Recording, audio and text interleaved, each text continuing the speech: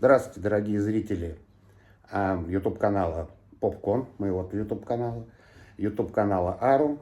Сегодня в субботу должен был быть стрим, но по техническим причинам он не состоялся. Я решил не пропускать субботы, 3 февраля, и снова, как говорится, 3 февраля. И решил сделать этот стрим в записи и в смысле, эту историю в записи, и чтобы вы все равно ее посмотрели. Поэтому, когда посмотрите, ставьте лайки, пишите комментарии. В общем, вы знаете. Вот. А почему, собственно говоря, не состоялся стрим? Вероятно, произошла атака российских ботов, да? Или не произошла? Будем считать, что произошла, что мой канал настолько представляет большую опасность для кремлевских ботов, что кремлевские боты собрались и устроили атаку. А что это необычное какое-то раздолбайство. Вот. В общем, приветствую вас. Приветствую вас, дорогие подписчики. Приветствую вас, случайно забредшие на этот сюжет пользователи Ютуба. Также благодарны потомки. Смотрите, о чем я хотел сегодня рассказать. Я хотел рассказать не больше, не меньше, как о русском кино, да? Понятно, о нем можно рассказывать много, так же, в принципе, как и ничего не рассказывать, поскольку для мировой культуры оно особой ценности не представляет. Оно представляет некую ценность для русскоговорящего комьюнити во всем мире и для, естественно, русскоговорящего комьюнити внутри Российской Федерации, да? Вот. Но я бы хотел поговорить о русском, о российском кино, которое выходит в Российской Федерации. Не так давно отгремели, что называется, слово пацана, которое я даже был вынужден половину посмотреть на двойной скорости, потому что даже глубоко уважаемый Марк Фейгин опрашивал меня по этому поводу, и я точно знаю, что ни Марк Фейгин, ни я за это денег из рекламного бюджета слова пацанов не получали. Просто это было неожиданно, что какой-то сериал был хорошо отрекламирован, да? Я даже половину посмотрел. Понятно, что его уже забыли благополучно к этому моменту. Сейчас очередь «Мастер и Маргарита». Значит, что вообще я хочу сказать в целом кино? Национальное кино, в принципе, такой же нонсенс, как, я не знаю, национальная музыка, да? Есть народная музыка, есть музыка, скажем так, с фольклор, с народными мотивами, но, в принципе, музыка вещь интернациональная, так же, как и кино. С самого зарождения кино, когда еще было кино немое, легко менялись субтитры, титры, а потом, когда оно стало звуковым, оно, конечно, легко дублировалось, и понятно, что это в большей степени интернациональное явление. Если оно впитывало какие-то национальные моменты, то в любом случае это некий такой национальное искусство, новое искусство, ему чуть больше 100 лет, и новый вид вообще медиа, очень на много всего повлиявший, но сейчас не об этом. И понятно, что, что далеко ходить, вам, знаете, все-таки интересно то, что про мой личный опыт. Когда я лично начинал русское кино, да, и в прямом и в переносном смысле, и для себя, и, в общем-то, для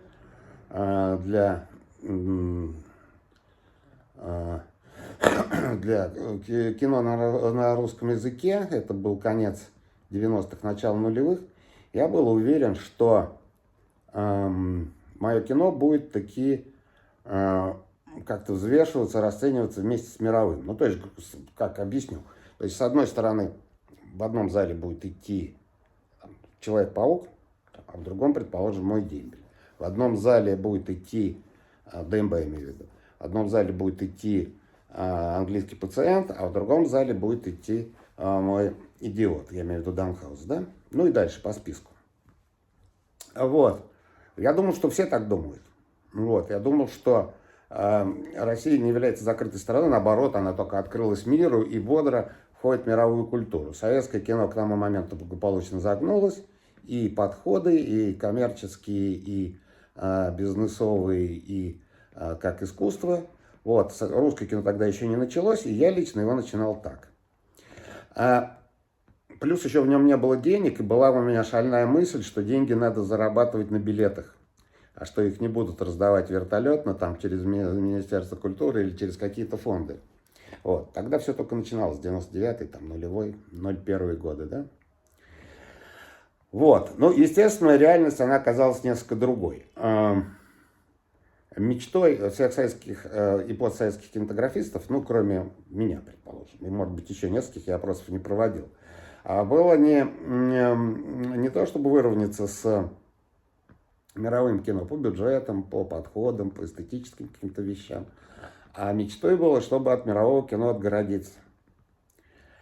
Вот, то есть, чтобы остановить то, что называется в России американские фильмы. Ну, это понятно, что это интернациональные корпорации делают. Понятно, что это, ну, скажем так, фильмы на английском языке, на русском они благополучно дублировались. И понятно, что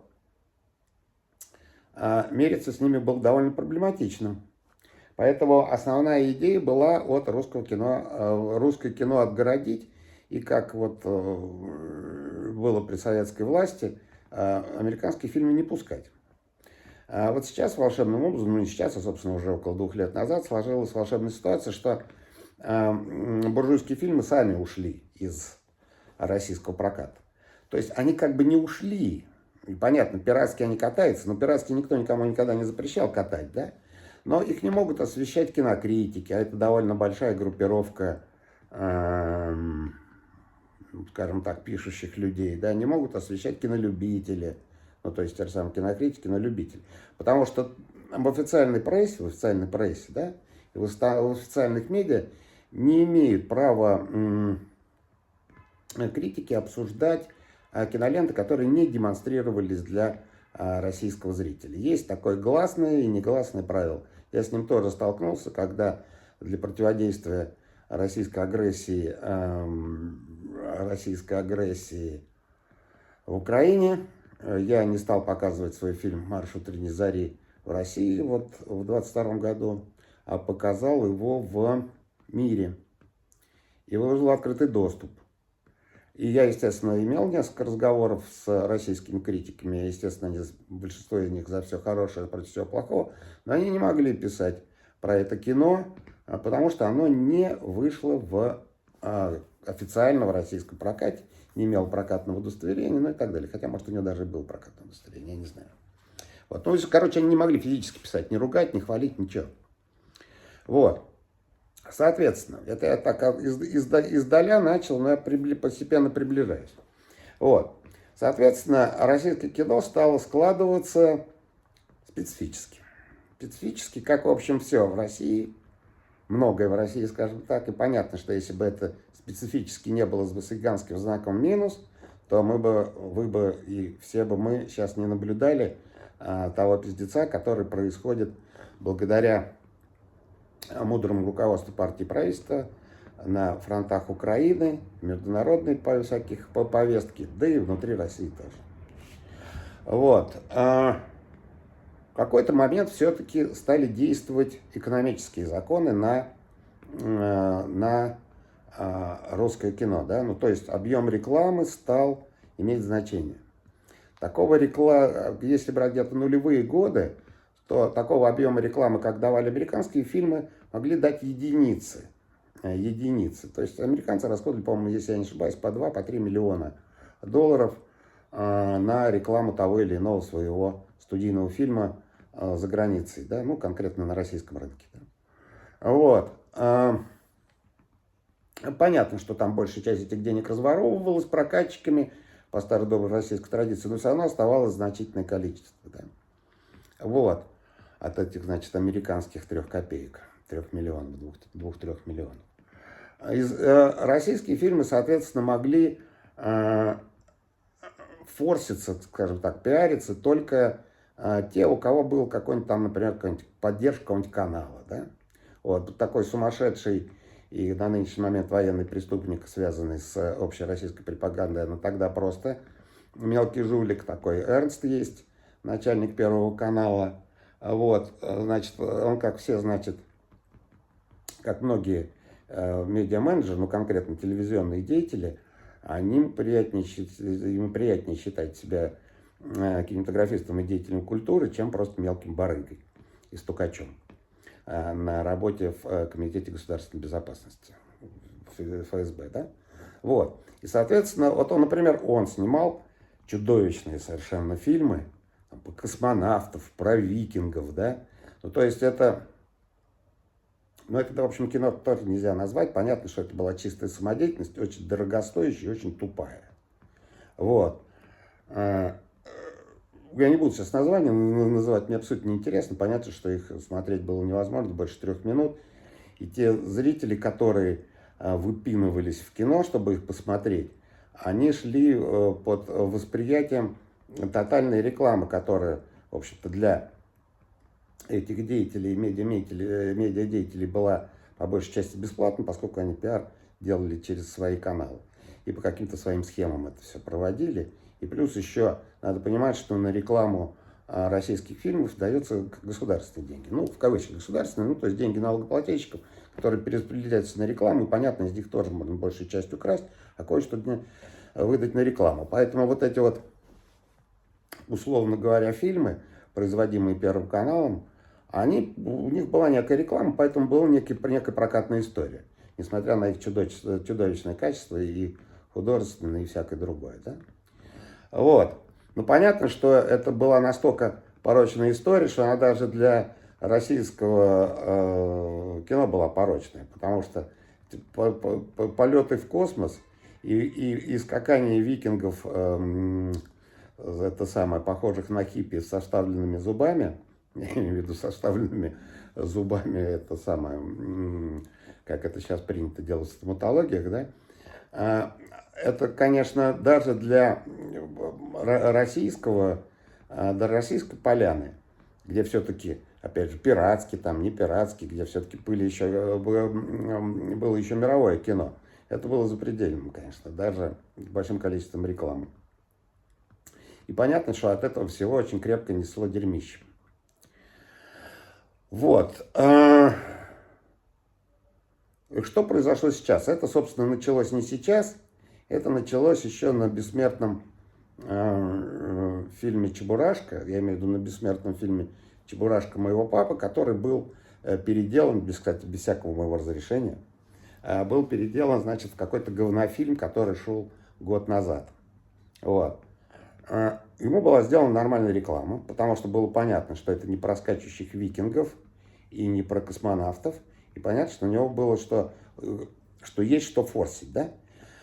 Но надо понимать, что такого рода мероприятия, они важны еще не только для того, чтобы там деньги собрать на это, на все. Деньги уже фильм, как правило, окупается еще в моменте производства, потому что выделяются государственные или полугосударственные гранты, половина из которых крадется, и в принципе уже все зарабатывают. Но нужно, чтобы эти потоки, эти грантов выделялись, нужно, чтобы 1, 2, 3 раза в год мелькали какие-то произведения, которые имеют общественный резонанс и которые имеют реальный бокс-офис. Понятно, что первоканальные при всех понтах, приписках и этих самых первоканальные, и вот те, что фильмы там, что-то 9-й, ну, не помню, ну, короче, про баскетболистов, викингов, космонавтов. Понятно, что даже при всех приписках, цифрах и танцах с бубнами вокруг них, они никак не могли никаким образом соответствовать хоть чему-то, что можно поставить в некую заслугу для вот всего этого огромного кинематографа, через которого списываются значительные деньги, да? Через которого списываются значительные бюджетные деньги. Вот. И кто-то додумался, или, может быть, жизнь подсказала, что надо все-таки вкладываться в не совсем гиблые истории. То есть истории, которые имеют реальную, представляют хоть какой-то небольшой реальный интерес. Вот. Да, скажем так, вне зависимости от художественного уровня, что на них можно как бы сделать какой-то скандал, какой-то интерес, и это не связано никак с идеологией и с маразмом партии правительства или каких-то отдельных медиа-менеджеров, да, телевизионщиков. Первое, это все бахнуло, насколько я помню, на Чебурашке. Когда вдруг выяснилось, что вот в этом, значит, закрытом, ну, как бы это сказать, ну, таком тоталитарном блин, то есть в тоталитарном закрытом говнообществе, в которое выродилась политика партии и правительства Российской Федерации, есть такие какие-то вот вещи, которые выше, ниже сторонят этого говна. Это вот как раз был, в общем-то, практически мой близкий родственник Чебурашка, которого в этом вопросе юзали, да. Но надо понимать, что деньги, да, что решили, что, опять же, стихийно это было принято решение, или... Да, еще помимо этих первоканальных фильмов, еще были говнокомедии в КВНовском стиле, это тоже, в общем, не обсуждается. Вот, тем более, что, ну, этими такими про-государственными фильмами занимался Первый, Второй канал, это сам телевидение, а этим говнокомедиями ТНТ. Ну вот. И пинали по своим это все структурам, по своим всяким возможностям. Вот. Это все не обсуждается. Это ни к шоу-бизнесу, ни к искусству, понятно, никакого отношения не имеет. Вот. Но все-таки как-то дотумкали или жизнь заставила, что надо немножечко все-таки рекламировать не совсем говно. Вот. Началось все с Чебурашки. Но надо понимать, что деньги на эту рекламу выделяются точно так же из бюджета, как и на производство. Выделяются из бюджета, ну, чисто через фонды, ну, или как-то косвенно там через каналы. Ну, в общем, один хрен. Это ваши деньги выделяются, дорогие мои, и на рекламу в том числе. Я имею в виду, дорогие мои россияне, здесь, возможно, не только россияне есть. Вот. Ну, вот россияне, это все за ваш счет делается реклама. И понятно, что никакой продюсер и проказчик не может отказать себе в удовольствии спиздить большую часть этих денег, да? Хотя, опять же, кое-что остается. А если деньги спизжены, его надо все-таки форсить. И включился очень старый и очень бездейственный способ форсить — это запрещать фильмы. Я не помню, за что хотели запретить Чебурашку, потому что это абсурд. Но, по-моему, за что-то хотели. Но возьмем ближе здесь историю, да, возьмем вот это слово пацана, которое сейчас уже все почти забыли, но вот месяца 2-3 о нем все непрерывно. Просто люди, уже русскоязычная аудитория уже забыла вообще, как делается реклама. Потому что вот это вот ТНТшное первоканальное говно, понятно, оно рекламировалось криво, да? Вот, реклама делается так, что привлекается, скажем так, не реклама, а public relations, что привлекается какие-то ресурсы за деньги, как-то будоражится общественное мнение, выстраивается общественное мнение. Это элементарные азы, но поскольку и прокатом, и производством фильмов занимались в основном жилье, им было важно раздербанить бюджеты, да. Но все-таки догадались, что в какой-то момент нужно хотя бы 2-3 фильма и 1-2 сериала в год все-таки, как говорится, выводить на свет Божий, а то совсем получается какая-то Панама, да? Вот, а поскольку деньги все-таки, ну и понятно, разворовываются, да, и бюджеты, хотя и значительные, и есть возможность как-то немножечко сделать заказные статьи, передачи, немножечко расфорсить какие-то истории, понятно, что все равно для экономии, из экономии проще всего это делать на отмене, да, что кто-то решил фильм запретить. То есть, когда кто-то фильм решил запретить, по естественным причинам к нему сильно повышается внимание. Причем внимание повышается именно еще положительно. Надо понимать, что именно в кино ходят люди молодые, и, в общем-то, или очень молодые, и в основном независимые, и понятно, что всю эту ересь, которую источает впавшие в маразм партии и правительства и питерские эти уебаны, которые там засели в Кремле, да, понятно, что это вообще не для них. Вот, не для этой молодежи, они понимают всю бредовость этого бреда, да, и плохо поддаются внушению. Такие люди в основном ходят в кино, но в силу возраста, да, ну и воспитания. Те вот, которые уж совсем отморожены, это в основном клиенты канала НТВ, да. Вот. Ну, то есть, в смысле, они просто смотрят телевизор, в кино не ходят. Может, ТНТ смотрит. Вот, значит, что получилось? Что люди отвыкли от более-менее внятного пиара и восприняли это с удовольствием. Восприняли это за чистую монету, ну и может и хорошо. Ну, к этому вернемся позже. Может и хорошо, восприняли это за чистую монету.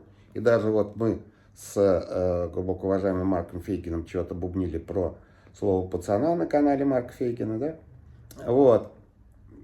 Хотя я и на нем говорил, что это, конечно, нас с тобой, Марик, развели. Мы за бесплатно здесь даем пиар. Окей. Вот. Понимаете, какая возникает? То есть в кино ходят люди, настроенные, в общем, более-менее вменяемо, если можно говорить вообще о вменяемости на территории Российской Федерации.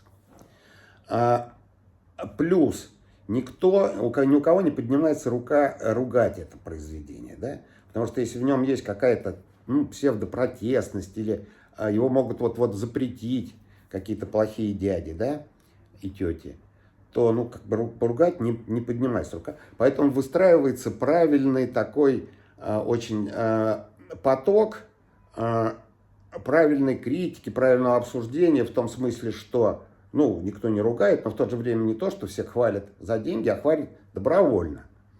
Потому что могут запретить, потому что что-то такое, я не помню, почему могли запретить слово пацана, что там придумали пиарщики, но, по-моему, что какую-то хрень тоже, типа, что в какой-то глубокой провинции люди стали друг на друга скалами бросаться. Да, мы, по-моему, они раньше не бросались. Но неважно. Поэтому хотели запретить. Сейчас вышел вот этот фильм по «Мастеру Маргарите».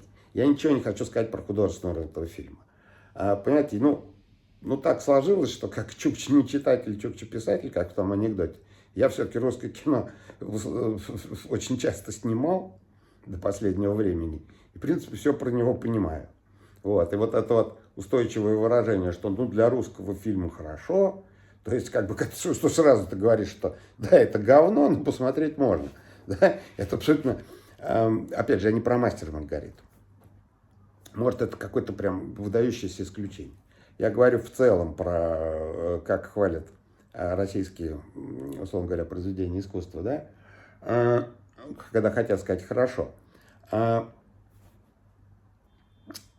И я, в принципе, не особо, конечно, интересуюсь творчеством коллег там внутри Российской Федерации. Раньше не сильно интересовался, очень много в мире выходит фильмов, которые я не успеваю посмотреть. Вот. Но и о своем отношении, что кино это все-таки мировое, некое движение, я уже сказал в самом начале. Вот, значит, это все отыгралось в этом году первый раз на «Слове пацана». Но это было по сериальной продукции. Понятно, что был отработан сериальный кейс для того, чтобы в дальнейшем говорить, что вот у нас в целом говно, но вот есть и не совсем говно. Вот понравилось, критики написали. Вот все русскоязычное комьюнити по всему глобусу, а это значительное комьюнити, около 200 миллионов человек, что-то по этому поводу высказался, даже хорошо. И, в общем, поскольку это не про викингов и не про очень смешных КВНовских персонажей с канала ТНТ, то это можно даже подавать как некое художественное произведение. Да?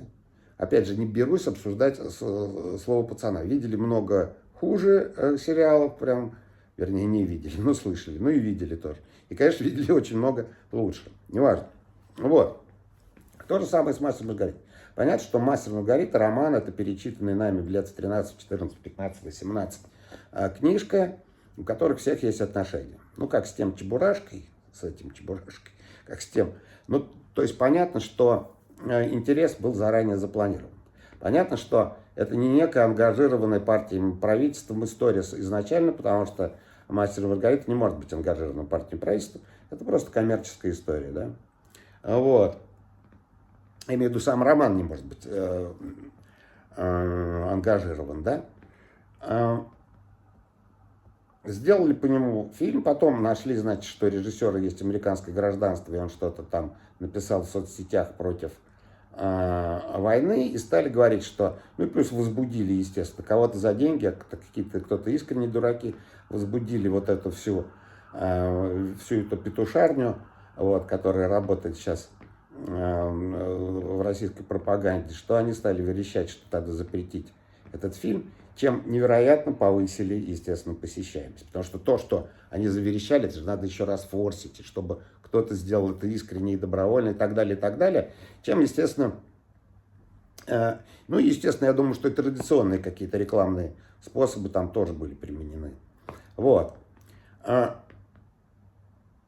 Это 200 на 200% рекламный продукт. Я не говорю о художественном уровне, тем более, что о художественном уровне, говоря про российское кино, где полностью изолированы, во всяком случае, на официальном уровне, все мировое кино вообще как бы бессмысленно.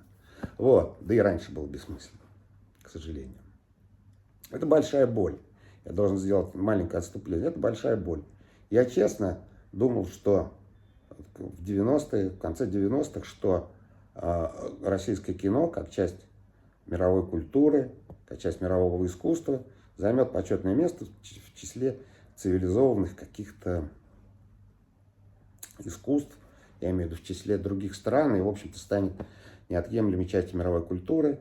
Я для этого, это правда, кое-что предпринял. И куда мы пришли, ну, туда мы пришли. Об этом мы тоже сегодня говорили. Вот.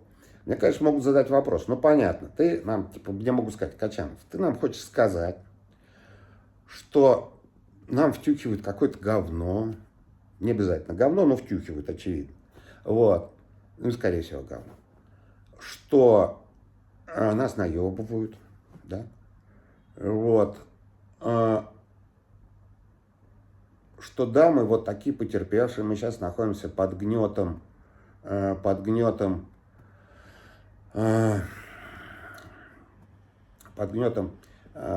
диктатуры, переродившейся в тоталитарный, очень тупой режим. Вот. Ну что ты хочешь сказать, что мы не имеем права даже на фигу в кармане, мы не имеем права порадоваться за то, что есть хоть глоток свободы, безусловно. И фига, и глоток свободы, я помню еще тот тоталитаризм советский, имели огромное значение. Вот. И люди, люди с каким-то минимальным интеллектом и понятиями о добре и зле, которые оказались замкнуты в силу тех или иных причин, замкнуты на себя и замкнуты на тот или иной диктаторский режим, конечно, я понимаю, что они воспринимают вот такие псевдоглотки свободы, как действительно глотки свободы, и в принципе, эти люди, наверное, и в те времена, да и мы сами такими были, в Советском Союзе, никого же никуда не выпускали. И даже в такой моменты не рассматривались. Ну и сейчас, в силу разных причин, люди уже тоже ограничены очень сильно в передвижениях, в том всем. Понятно, я имею в виду тех, кто понимает, ну, молодежь, опять же, взрослых людей, которые это все понимают, которые оказались в таком пиздеце, конечно, они вызывают сочувствие. Вот. И, конечно, они имеют право на свое какое-то суррогатное искусство на своем языке, чтобы хоть как-то чувствовать какую-то надежду иметь, да. Я не хочу сказать, что они не имеют на это права, но есть один маленький нюанс. Дело в том, что когда мы говорим о советском тоталитаризме, когда мы говорим о нынешнем тоталитарном режиме, мы говорим о временах относительно мирных. И понятно, что люди, которые находились под всей этой историей в мирное время, они, естественно, ну, я имею в виду нормальные люди, естественно, должны были, не то что должны были, но, в общем-то, вроде как достойны были сочувствия и так далее, и так далее. Вот. И эти фильмы имели значение для того, чтобы свобода мысли не умерла совсем. Но сейчас есть один маленький нюанс. В конце советского быдлостроя, да, шла война в Афганистане, но она была далеко, и как война не воспринималась особо. До последнего времени войны тоже велись, но как-то на периферии, и большая полномасштабная, как это называется, война началась 22 февраля, мы все это знаем, или 24-го. в конце февраля 22 года. 24 февраля 22 года. 2020 путаются. И когда идет война, я, наверное, тоже сочувствую, предположим, и мы бы с вами, наверное, как-то сочувствовали тем здравомыслящим людям, которые жили в гитлеровской Германии и работали на Гитлера, ну или там или при итальянском фашизме, там на Муссолини, на всю эту военную истерику, как-то закрывали ее, там все, которую устроил Гитлер и Муссолини, вот, добиваясь каких-то диких совершенно целей, да. Но, в принципе, я не скажу, что я прям преисполнен сочувствием к тем немцам, которые все понимали, но по тем или иным причинам никак-то не хотели, не хватало смелости, того-сего, хоть как-то что-то сделать против. Вот. Понятно, что тех людей, которые сидели в лагерях и которые сейчас сидят в российских лагерях, понятно, что я не думаю, что их сильно успокаивают эти киноленты. Это, так скажем, для мирного населения. Война переставляет все эти знаки, и, в принципе, вот эта вот реплика, что все не так однозначно, что нельзя все красить в белый и черный цвет, она, конечно, пустая. И произносятся эти реплики обычно в том контексте, что именно война, и опять же, не я, даже, наверное, не вы устроили эту войну, и тем более не мир устроил эту войну. И именно она делает вот это вот разделение на черное и белое, и на то, что все однозначно. К сожалению, все киноленты, которые демонстрируются от имени, там, в России, от имени некого российского сообщества, пусть даже это сообщество оппозиционное или псевдооппозиционное, ну, понятно, в основном псевдо, да. В любом случае, от того, что их хотят запретить, и, заметьте, не запрещают, вот, они от этого не перестают поддерживать войну. Причем это не самая такая слабый костыль в поддержании войны. Понятно, в поддержании войны нужны ракеты, нужны самолеты, их, настрогать их плюс-минус дело техники, да? А вот поддерживать баланс в обществе, чтобы было ощущение, что типа не все пропало, что вот есть какие-то всполохи жизни на территории русскоязычной, на русскоязычного кино, там, культуры, искусства, да, они, разумеется, загоняют боль. Причем, более того, это распространяется и на русскоязычном при нынешних средствах, вот, интернета и так далее, распространяется и на весь русскоязычный мир, на все русскоязычное комьюнити, находящихся вне пределов Российской Федерации. То есть, такие всполохи надежды, они, скажем так, я не буду категоричен, не то, что они резко отрицательные, но они не положительные. Потому что они загоняют эту боль и ужас вглубь и намекают благодарным зрителям и сообществу, что пиздец как бы не такой пиздец, как на самом деле. Поэтому эти фильмы никто не станет запрещать. По этой причине, что они отлично поддерживают всю эту идеологическую конструкцию, да. Типа пиздец, но не пиздец. И еще, естественно, их не будут запрещать, при том, что они довольно-таки, не отрицательные в смысле зарабатывания. Зарабатыванием это сложно называть, но не отрицательные в смысле воровства денег, да. Потому что сначала воруется на бюджете, потом даже еще кто-то что-то платит за какие-то билеты. Вот. Естественно, с этого со всего еще идут налоги, которые платятся за ту же самую войну.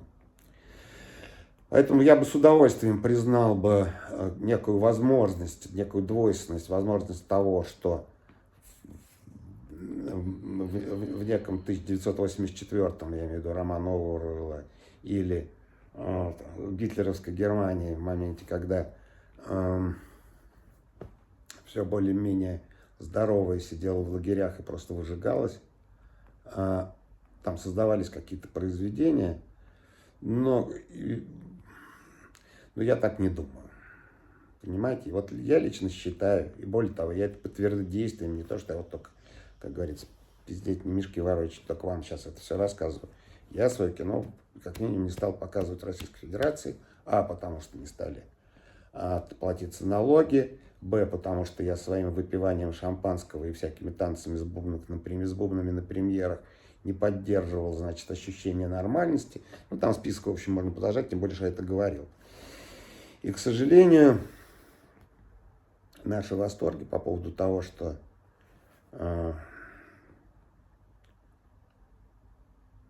еще не вмерло свободное русское слово, они не соответствуют действительности. Вот такие вот подергивания, как сейчас, это из разряда дергания ноги у обезглавленной лягушки, которую засовывают в кислоту. Помните такой опыт по биологии? К сожалению, пока будет война идти, захватническая, ни о чем таком говорить не стоит и бессмысленно. А что касается убеждаемости, то что да, человек хочет верить во что-то хорошее. Это в природе человека, да. Люди так или иначе внушаемые. Но имейте в виду, вас наебывают. Вот так. Спасибо за внимание. Извиняюсь, что я иногда использовал нормативную лексику. Но опять же, понимаете, война. Всего доброго. Мира вам. Мирного неба. Свободу Украине, свободу Беларуси, свободу России. Вот, я имею в виду свободу Украины, той части, которая оккупирована. Вот, ставьте лайки. Если не понравилось, ставьте лайки. Если понравилось, ставьте лайки и пишите комментарии. Это нужно для алгоритмов. Всего доброго.